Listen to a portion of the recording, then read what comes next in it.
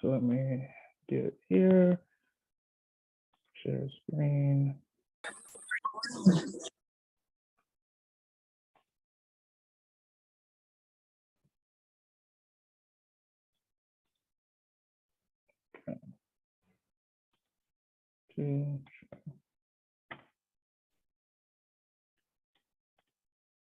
Okay, let me make sure everyone can see my screen right now.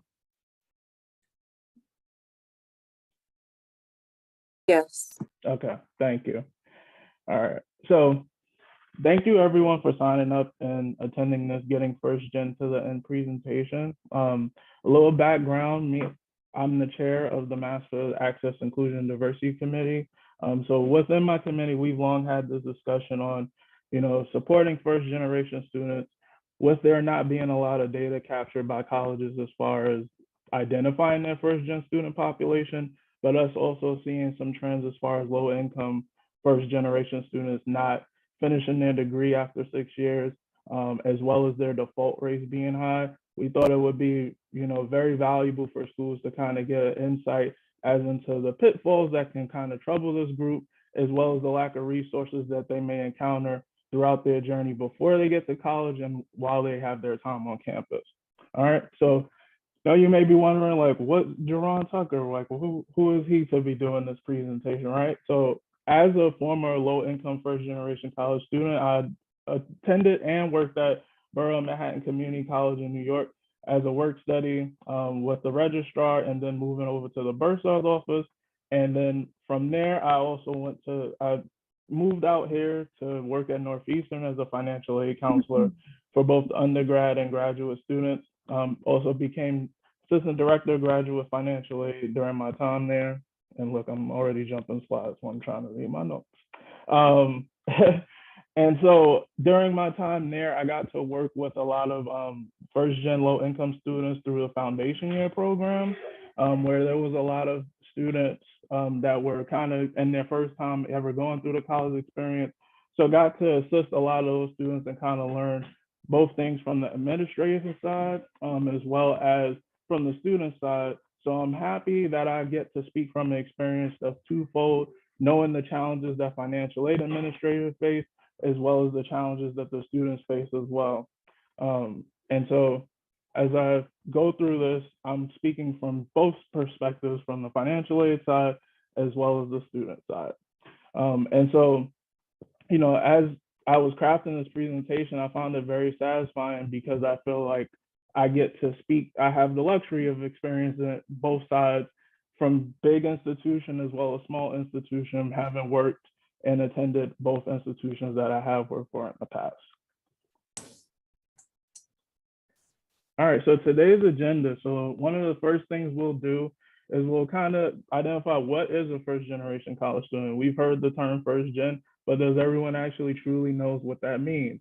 We'll go into the details of the variants that exist in the population, so the different type of student types that are in there, the issues students face before and after acceptance to their college or university, the hurdles they may encounter during their journey to graduation, and how we can overall support first gen to ensure they are armed with the tools to survive and thrive. All right. Anyone want to take a stab at figuring out, like, what is a first generation student? Does anyone have the definition? All right. Well, it's cool if you're quiet. Well, I'll ask a few questions there, so feel free to chime in at any point. But the definition of a first generation student is the first gen student is the student born to parents who have not graduated college. So even if a student parents attended colleges for 2 to 3 years but did not graduate, they would be considered a first gen student, right? And so one of the things that is also kind of hard to pinpoint is that, a lot of students might not also know what it means to be first gen student. They can think the fact that they have an uncle that graduated from college, that they wouldn't be considered first gen because someone in the family has gone to school and finished a degree. So some of the times you might have students who are falsely identifying as first gen. In some cases, they might actually truly identify. But the fact that there's not necessarily context out there for them to all identify, sometimes you won't even be able to kind of always track what a first gen student is. But you know, this is the general definition. So a lot of students can fall into this category and they don't even know it just based off of what their perception is. All right.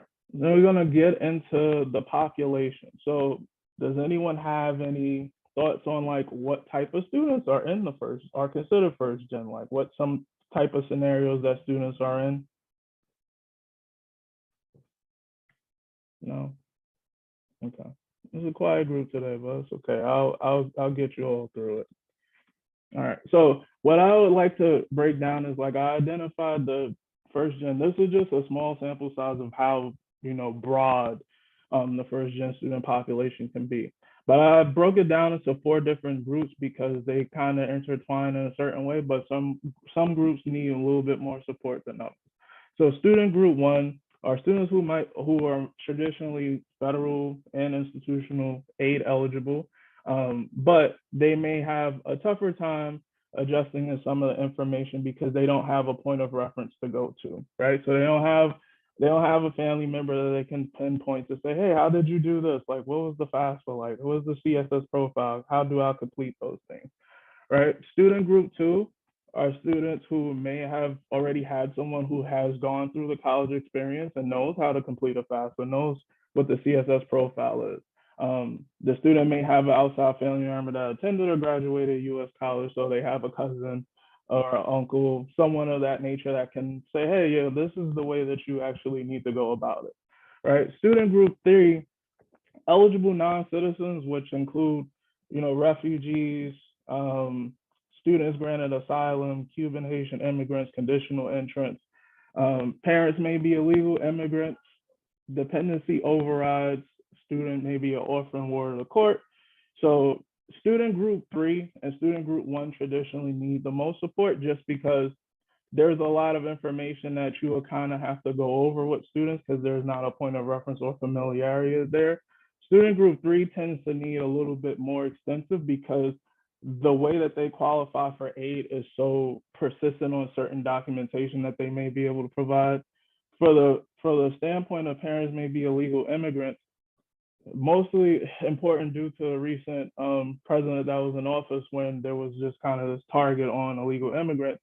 You had a lot of parents who felt like I don't want to risk putting any of my information in the system for fear that that could lead to some type of targeting. And traditionally, I don't know if anyone else has experienced, but there are constantly parents who feel like, oh, if I put in my information into anything, it's gonna lead to me either getting audited or something's gonna be found out that they like there's this distrust. So sometimes you even have to help explain things to the parents, so therefore they're more willing to share information because once again they're coming from a perspective where they don't know, they haven't gone through this experience.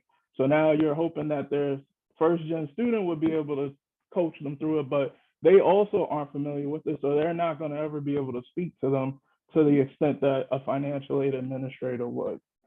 And so student group four are traditionally the students that we aren't able to help on from the federal aspect, but institutionally wise, we have more flexibility. But also kind of going through the range with knowing that there's only a certain level of support we can provide based off of what our institution may allow us to do and federally what we can't do for the students.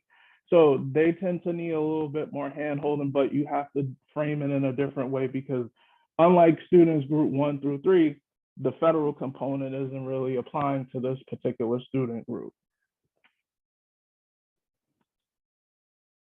All right. While there are many contributing factors for the reasons why students leave without a degree, so these are some of the main following ones. So when you talk about financial burdens, particularly for our low income first gen students, this is traditionally one of the hardest parts for them. You have low income households, so affordability and dependency on certain things is really key. So when you're going through certain things with them, you have to think about um, the fact that some of these students can't necessarily have the capabilities to pay for a lot of things. So like you have Sometimes you have the college aid application, which costs money for them to do. Then you have a charge for the CSS profile, which costs money for them to do. And a lot of times these students are looking for waivers, but also if they don't have the right guidance and support as far as like how to identify what a school is capable of doing, they may write you off the list before they even apply because they'll look at your price point online and say, oh, there's no way I can afford to pay $40,000, $60,000 in tuition. Not knowing that when your school is saying we meet full financial need, what exactly does that mean? Because we know that meeting full financial need looks different at many different institutions. So, you have these people who are looking like they're having to go through this college application process, which is already competitive in itself. They have to figure out how they're going to secure housing, how they're going to pay for things when they get to campus, knowing that there may potentially not be any additional money for them to use on personal expenses. So there's a lot of burdens that they're thinking. So like we'll get into some of the big ticket items that kind of can impact this group significantly more. And when you talk about the aid eligibility and losing that. Lack of support, I always like to point out all school systems and districts are not created equal.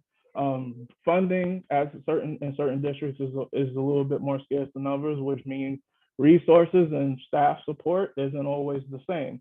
So when you have students coming from all these different backgrounds, when you're targeting, you have to make sure that you have the capabilities to support all groups. So understanding like these students, there may be a group coming from the New York interstate area where they may not have had any college readiness programs to contribute. They might not have a point of reference that they can go to and say, oh, like how do you do these things? Not having those family members also who don't have a point of reference in which they could contribute. And I'll apologize because you'll probably hear my kids throughout the presentation every now and then, so I apologize in advance. But in any event, this is one of the lack of support is usually from a household standpoint and just also community resources, which brings me to inequitable access to resources. Many students are not aware of the resources of others. So when you have second generation students, third generation students who have point of references where their parent, family members can say, hey, like, you can go to academic resource center if you need help with any of your studies, and like, hey, if you feel like you can't meet this deadline, you can just talk to your professor. Like there may be some flexibility with them giving you extension. And some of that information is not necessarily something everyone is fully aware of.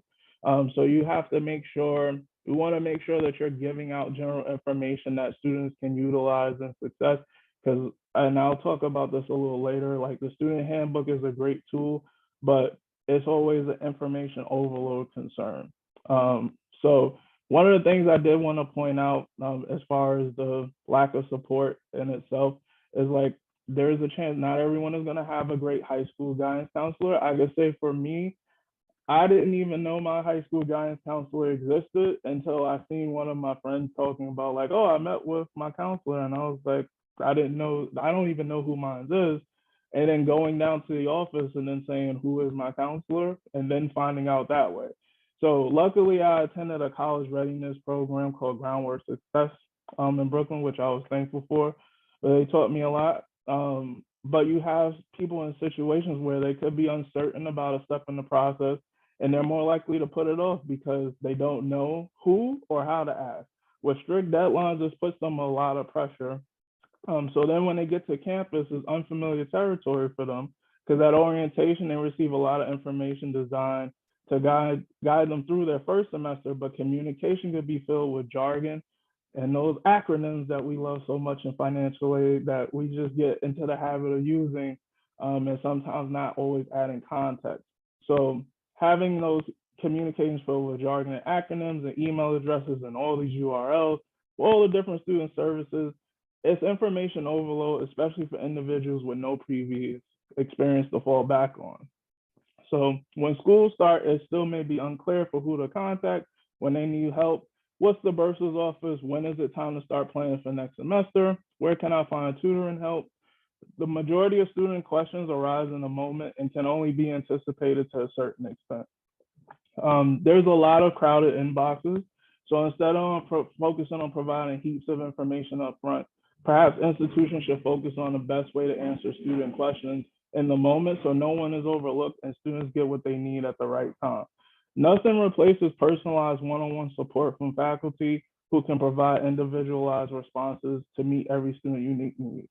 Now, granted, we know that sometimes we may have a large caseload where we have to interact with a lot more students. So it may be time consuming to have these individualized personal experience. But one of the biggest things that I took away is there's some quick parts that you can utilize where the information could apply to the same student, but there may just be needing to be two sentences that may be needed to be tweaked to make it more personalized to that student. So I always advise for things that are found in a consistent conversation where as far as providing assistant resources or answering general questions, having those quick parts ready to go and making those two lines or tweaks for it would be really beneficial because it still allows that kind of personalized individual support. It shows that you actually pay attention to that student and their particular needs. And I think that that's probably the best way to kind of keep things standardized while dealing with what your office is capable of doing, but also trying to make it a more personalized experience for the student themselves. And when I talk about inequitable access to resources, the Center for First Generation Student Success performed a study that only 28% of colleges hold data on first generation students. If an institution doesn't have insight on the first generation student population, how can they properly engage and support these students? How can they transform the old decentralized structures that benefit second and third generation students, but not first? And so that's why it's really important for schools to start tracking who are first gen students, because I think you might start to see some similarities when you start to look at your data across different areas as far as your dropout rate and the reasons why a student is no longer at your institution. But you can't really come to any of those conclusions where there's no other identifying information for the students. And one of the last issues that I like to point out is life. It comes at you fast, and personalities and personal and family history impacts everyone handles hurdles the life may throw their way. So not everyone is equipped to handle certain situations. And so like you can have a student, this is their first time being away, feeling a little homesick, and then they get some bad news from back home that completely lets them shut down. And if they don't know that there's like someone they can talk to, like there's counseling that's offered, they're just gonna probably personalize and they could possibly withdraw from their classes, not even on the literal sense, like just not complete work and feel like and they're just stuck in their emotion at the time. So providing areas or outlets like those type of resources are very beneficial because some people are strong enough to be able to handle certain things, but not everyone has the mental fortitude to handle the same challenges as others. And it's very important to always keep that in mind when you're looking at how to support students and dealing with those personal hurdles that might be outside of the academic and financial realm. All right, continuing on the issues in hand, one of the studies that showed was their default rates are highest among first gen students, with low income first gen having a 46% of default rate. So one second.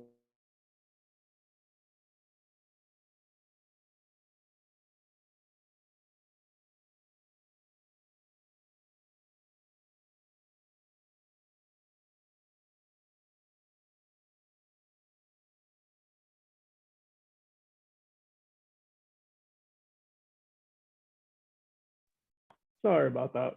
So one of the default rates being highest among first gen students, with it being 46%. Now this study was last done in 2008, which just kind of shows that there's not actively usually enough information to really be able to do more studies at times, mostly because there's not a lot of colleges collecting data on it, but also the feds are not collecting data on it neither. There's no are you a first gen student on the FAFSA application as we speak.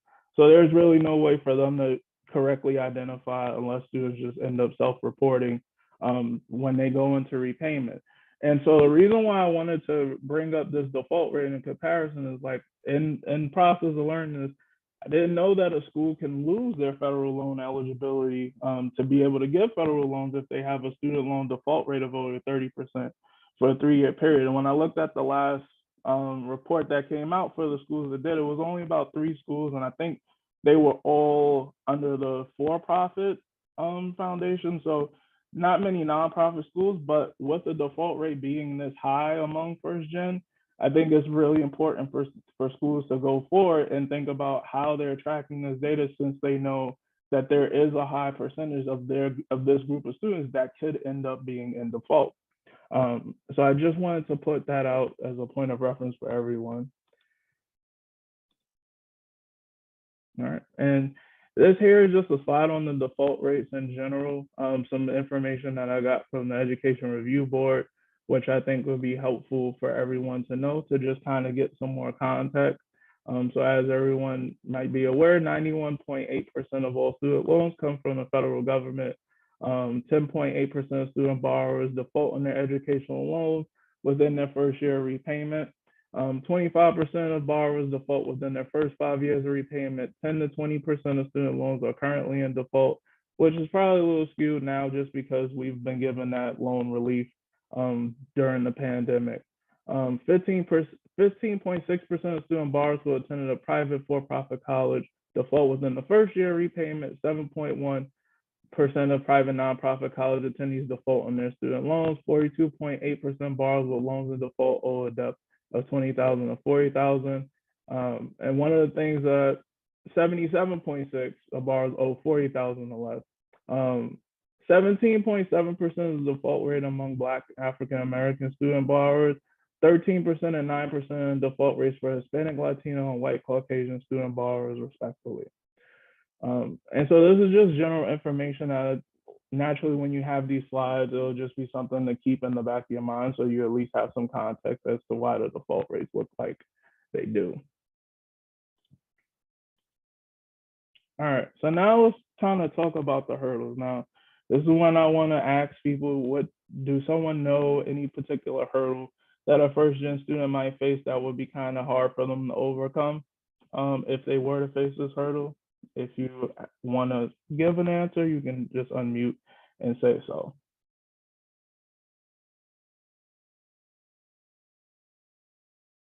So, Jerron, there's a comment in the chat that says completing the FAFSA.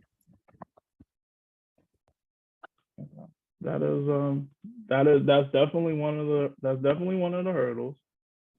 Yeah, not being able to obtain parental info. Yep. I think like also a big hurdle is just the education, right? Like what resources are we giving these kids? And I think like a lot of us look badly on guidance counselors, but they just don't have the bandwidth to help a lot of these kids out. So it's like, how do we help them, right?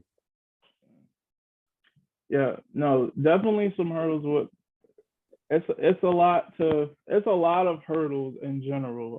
One of those main things is what we talk about. Completing the FAFSA is definitely one of them before they get to school. Having kind of that knowledge base of exactly what they're fulfilling. And granted, there's been a lot of improvements on the FAFSA itself, like as far as having these good information breakdowns on the side of each question, which I think has helped. Oh, Heather, did you have your hand up? Yes, I did. Something I think that kind of is a hurdle is students and parents might not know that there's actually like the community outreach FAFSA night events, things like that, that if their guidance counselors are, struggling to just keep up in high schools, they might not know that there's associations like MASFA and NASFA and others that can help them connect to completing the FAFSA, that they have someone who's in financial aid to actually sit and work through them. This is what this question means. This is what this question means. Mm-hmm. Because we know, as others have said, we know the language, but at 18, reading a government form is very challenging. And who is my parent? I don't know if this person counts. So I think they don't know that there's resources out there to help them. Yeah. Yep. There's also some other comments in the chat. Do you want me to read those? Yeah, sure. Okay, not being able to obtain parental information, having to work to support themselves, their families, and pay for school. And language is a big issue. For example, knowing the difference between deadline and guideline. And then another, Miriam says language is a big issue. The FAFSA is only available in one other language other than English, and there doesn't seem to be any plan of expanding that. No.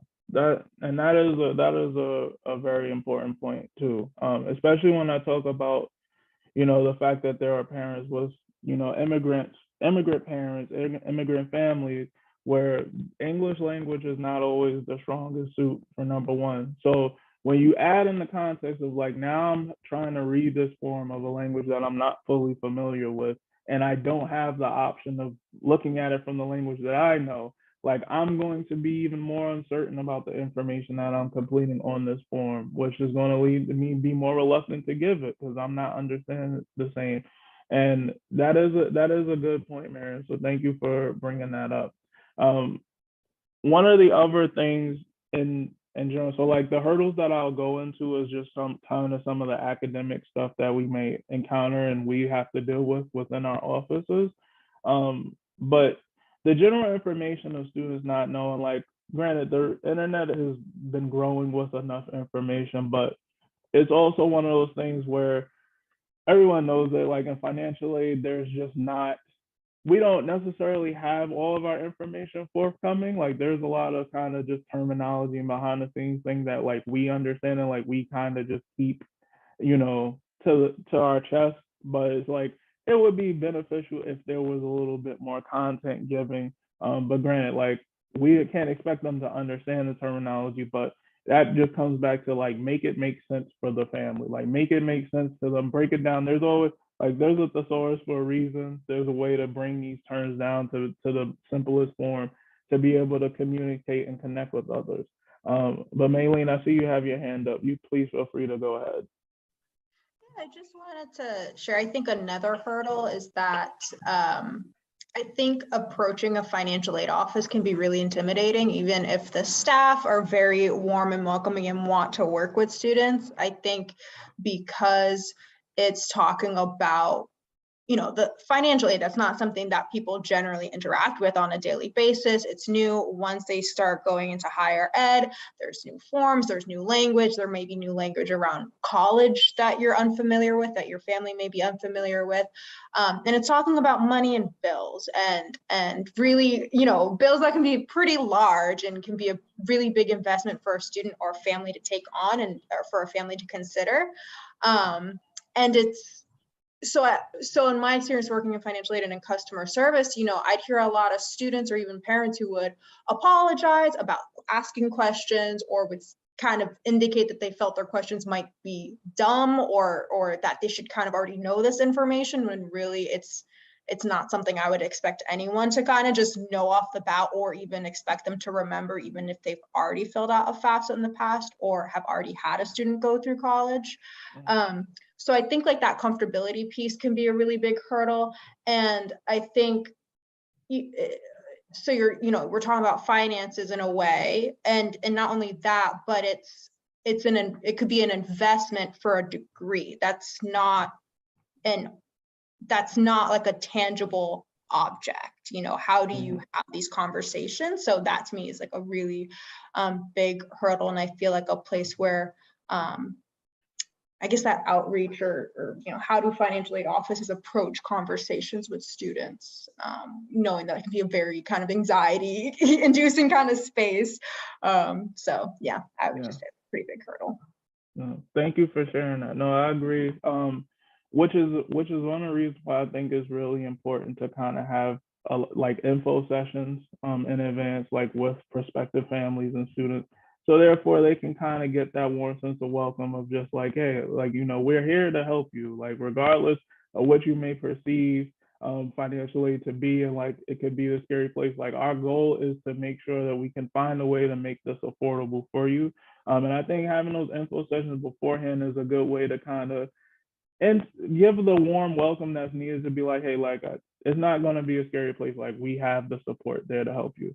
The other thing I will say, like from the admin side of things, is like the hurdles that face is like this is a field area study area profession where there can be a lot of high turnover. There could be staff that may be feeling burnt out. So when you have those elements also added into, being able, trying to be able to support students and, kind of get on the ball first and be like having, it's a lot of things that you might not be able to do based off of budget constraints and like staffing numbers. So that's one of the reasons why I want to try to make sure that like people are armed with information of having just kind of general things, like the general pain points that can be problematic for students and derail them. We should include this in some of our general information letters that we send to families. And so I'll go into the next slide and we can talk a little bit more about some of these hurdles from the admin financial side. So R2T4s, when we just look at just kind of default rates and students not finishing degrees, like these are some of the things that can really impact their ability to finish a program. R2T4s is return to Title IV calculations, one of those acronyms that if a student hears like, what's that? But the amount of students who might have to withdraw from classes or thought they withdrew and didn't withdraw, unofficial withdrawals, all those things that end up impacting their aid eligibility. So like, for example, you have a low income student who ends up going through an R2T4 process, and let's say, they've already received a refund and now they have this $2,000 balance or $2,600, whatever amount it is. That student is not going to be able to pay that off without some type of additional support. Now, there are already loan limits that's already exist, like term-wise, and private loans that you can go and get, but we never really want to talk about increasing the student's debt. So we know from the admin side that an R2T4, as long as you complete 60% of the course, then if you withdraw after 60%, you don't necessarily lose any aid due to R2T4 calculation. But I'm pretty sure many schools don't have that information publicized when it comes to dropping it. And not that there's really any rules against it. When I look at the federal regulations, I haven't come across. So if anyone has come across it, please let me know. They don't say anything saying don't tell this to the students unless you absolutely have to. But that's general information that would be helpful for a student to know, because when you're making that decision, now you're wrangling with the fact that now I have a balance, but like I really didn't want to take that F. And I didn't want it to bring down my GPA because I have to worry about meeting SAP and academic progress and potentially losing like my merit scholarship. So taking that into the equation, like R2T4s are probably one of the biggest reasons why students can end up not finishing out of school just because they have a balance.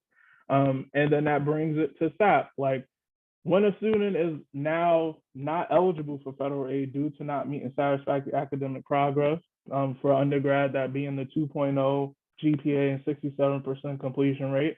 For grad students, the 3.0 and 50% completion rate, which is for itself for a graduate student, first time graduate student, now thinking like, oh no, I just need to maintain the SAP for the undergrads. Like, no, that's a whole different ball game. But like you now have to worry about this potential, like, and most of the time students aren't notified about SAP until it's actually time for them to do something. And luckily, academic probation is a part of it. So luckily, sometimes there's chances where the review period for financial aid might not coincide with the academic probation side. So now you have a student who's feeling like, oh, okay, well, I have this time to do this to make sure I don't end up getting knocked out of school, but not knowing like, oh, now because I didn't hit that, I don't have the GPA requirement to even receive my federal aid. So how can I even pay for this? So when we start to think about those type of things, it's really important that that information is on with students. These are some of the like most important things. And granted, we know we're not expecting students to come in and just perform poorly, but life changes things, hurdles come up, and sometimes you can have a bad term or semester, but you don't necessarily want that to be the reason why a student isn't able to complete a program at the school. And that's why it's really important to have a lot of this information up front for the students. Unusual enrollment might not be something that many of you may have experienced depending on your university, but as more online programs grow, you will start to see, you may start to see a lot more of this because on their FAFSA, they get flagged for this 359, 360 code if they attend 2 or more institutions within a 4-year span. And if they didn't earn any academic credit at those institutions, there's a whole appeal process in order for the student to receive federal aid at your school. Now, granted, a student could have been, attending community college and just trying to, figure out some things. They had a bad term or two and then dropped and then felt like, or maybe they felt like the school wasn't for them and then they move on to another school. It's important, like this process was thrown to catch the Pell jumpers, as they say, the people who just jump from school to school, taking federal refunds and not earning any academic credit. But there are a small group of students who fall into this just due to the fact that they couldn't find the right fit for them.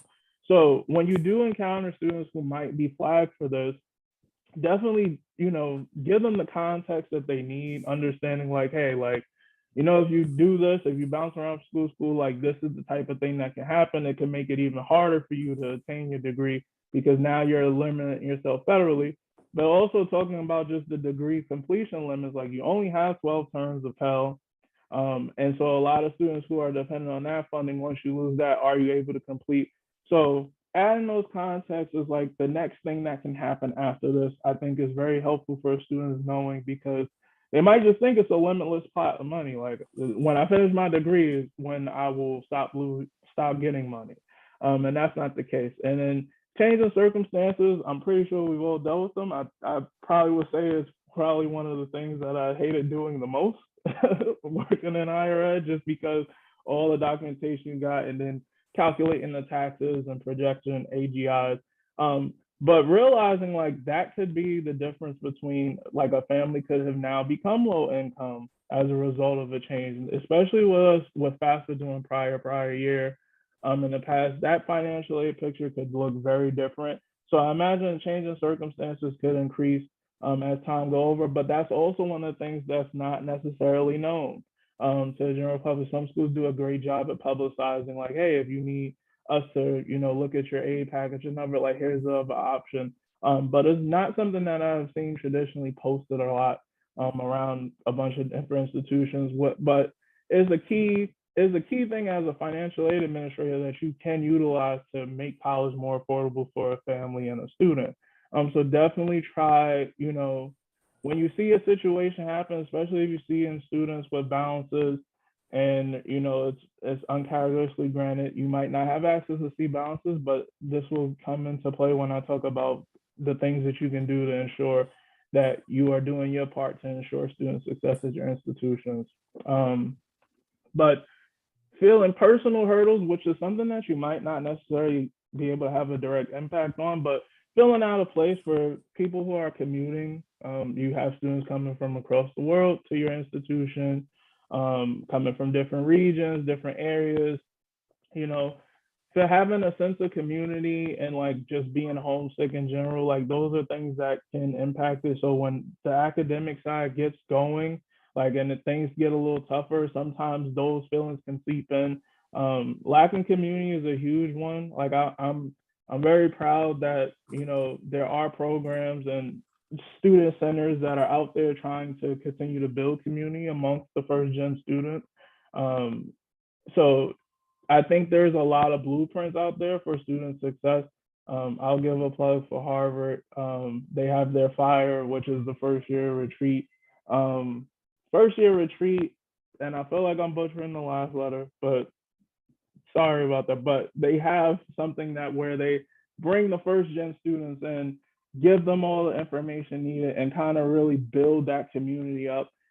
Tufts also has a first gen student center where they're continuously building the community, like putting those people together to help generate the ideas and content, because it's real easy to talk from a different perspective, an outsider perspective, but when you have people who are actually living that life and being a part of that community actively, those are the best ones to advocate for what they need and what's best for them. So the moment you open your ears and you allow the students to kind of really embrace and get into the picture and just try to build that community, I think you end up doing yourself a huge service, because whenever you get to new locations, you always kind of want to feel like there are other people who are dealing with the same things you're dealing with, because those are the best support groups, because you get a firsthand experience, like how do you deal with that and how are you processing all this. And like those bonding moments are huge as far as building the community goes.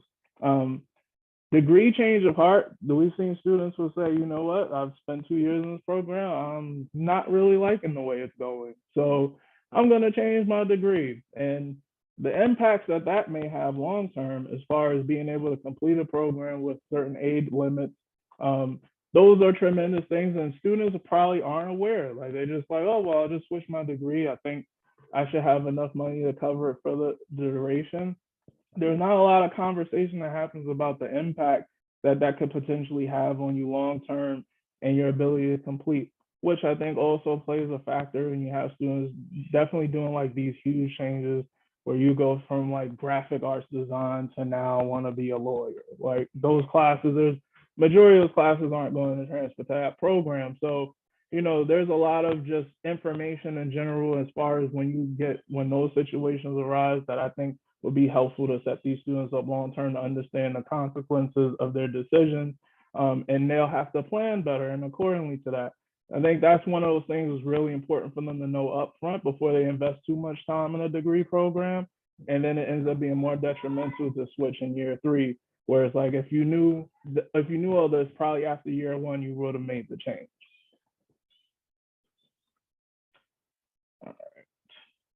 Okay, so talking about the student handbook, I like to say this holy grail can sometimes fail. While it is a great resource for students to use and learn about, their requirements as a student and just kind of the support and stuff that's there. As we talk about information overload, like, are you sure that the students are getting the information the way they need to digest it? When you have so much reading going on and you have all these links and orientation sessions and everything all coming at once, naturally there's some things that might fall to the wayside. And so that's why I think it's really important to make sure that you're giving students some of the information in digestible doses. So therefore you're making sure that it resonates with them. And so some of the things that you can do as administrators in your office is very simple. Notifying students early of the potential implications of their aid enrollment status. So when we talk about default, students dropping down below halftime, that repayment clock starting to tick, like those things should be stuff that they're aware of, like their actions have consequences. Especially when you talk about petitions to reduce course load and stuff, when you have full-time requirements and students need to drop down halftime, having those kind of just notifications that go out to students, whether it's something that you can build as an automated thing or just having better communication with the office that might be able to send that information out more routinely. Adjusting your award letters to include, information on SAP and merit award requirements, I think is very helpful. If I see what my award is in comparison to my cost of attendance and like how much I need to contribute, but also realizing like, hey, if I end up falling below this GPA average or this completion percentage, I could potentially lose this award and I can't afford to lose that. Those are things that I think would be very beneficial for students. If you're not able to extend the same time and resources to like really targeting those student groups and getting that information out, these simple things could be a real help to the student, because you know that when they're getting their award letter, they're definitely reading it in full detail to a certain extent. So having some tidbits about what potential implications can come if they don't live up to certain academic performances be a good way for them to stay informed of what their requirements is. Maintaining a great relationship between financial aid, admissions, academic advisement, registrar, and student accounts, I think is really the biggest thing. Like these 5 offices have the biggest impact on student success at the university and degree completion. And they're all intertwined in some way. So admissions be able to send out an acceptance letter with a financial aid offer so students can make an affordable decision. Financial aid, making sure documents for certain funds are in so disbursements can occur in a timely manner to ensure students' accounts can process refunds. as well as any holds. Academic advisement, ensuring students know what courses they need to take to complete their program, but also helping students figure out ways to get back on track if they are in danger of losing eligibility. Registrar ensuring student enrollment stats get reported to the clearinghouse, which has a direct impact on students going into repayment. So there are always some key components between those offices that really impact the student for their time on campus, as well as their time after they're no longer with your institution. And as long as you have a great relationship or some type of rapport between those 5 offices, I think ultimately you're already setting your students up for success, because you, as a financial aid person, you know what admissions is doing, their timeline, and what they need to do in order to secure the incoming class. The advisement side, you know what information they're giving the students, how often they're notifying them of when they're falling behind or things that they need to do. You know if they're checking in with the students. Registrar, same thing. You know what the enrollment dates are, the drop dates, all those things that matter. So ultimately, those are the 5 officers. If you have a great relationship between those 5, naturally you're in a better position to make sure that these students are successful than others. And then leave of absences discussion and how that impacts their aid. I know that that typically doesn't fall into our realm. We usually are just notified of a student like they're going on leave. But I do think it's important to at least establish some type of information that be given to be like, all right, understanding that this is what can happen when you go on leave. These are the things you might be able to do to prevent yourself from going in repayment. If you request deferment, forbearance, hardship, those type of things, that should be information that they are armed with, because last thing they need to go into default, they're currently on leave, they are low income, they don't have the money to pay those monthly payments. Now you have a student on default who no longer can receive loans for you at your school. So those are things that could significantly impact the student's ability to complete their degree program with you. So those are just some general things that I believe everyone, if you have it instituted, you're already set up to be better than a lot of other places, because if those things are in place, naturally you have the students who are more thankful, they are appreciative of information, and they can't say, well, I don't recall being sent that. You had a point of reference to say like, no, we communicated this to you and like wanted to make sure that you understood your responsibilities for this, as opposed to like, well, did you read the student handbook? Like it was in there, which I think, it's kind of a way for a fallback option. I think it's a great fallback, but ultimately it shouldn't be the main message, reading the handbook. Just give them the information too in digestible doses. Any questions or any comments anyone want to bring on this before I move to the next? No? Okay. All right. So as I was saying, if you make it make sense, first gen can survive and thrive. So this just goes back to everything I've been saying, like you just giving context to everything. People are not, sometimes they won't question certain things that they don't understand, mostly because they have a fear of feeling like they could be considered stupid or like it's a dumb question or whatnot. But really making sure students understand the information in ways that they are able to relate to it, as opposed to us looking at it from our lens, from the financial aspect, I think is always the major key, because our goal at the end is to make sure that these students get to the end. And if you make it make sense, I believe that this student population will be able to survive and thrive throughout their time in higher ed.